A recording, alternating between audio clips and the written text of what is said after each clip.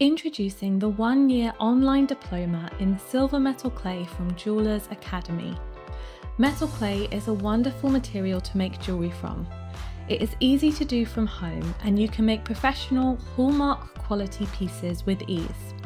It is a clay-based substance with millions of tiny real silver particles inside.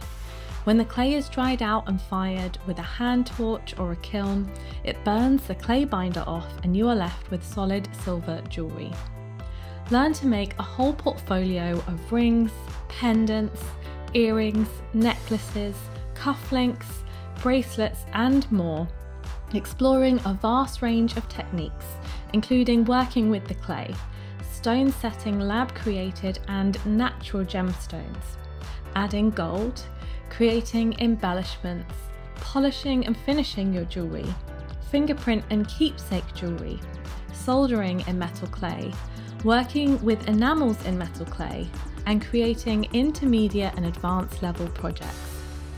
In Term 3, you will take a series of masterclasses taught by some of the world's leading metal clay artists, Julia Ray, Anna Maison, Tracy Spurgeon and Joy Funnell. And throughout the programme you will be guided by expert metal clay tutors and artists Anna Campbell, Jessica Rose and more.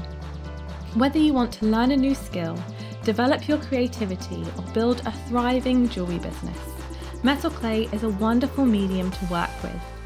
This programme can be taken from anywhere in the world.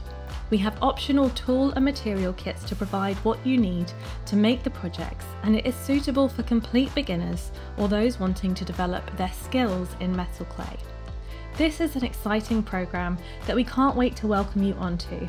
Like all Jewelers Academy diplomas, you'll be fully supported in your learning with an assigned mentor, one-to-one feedback sessions, regular group sessions with your fellow students, and access to support at any time from the dedicated course Facebook group.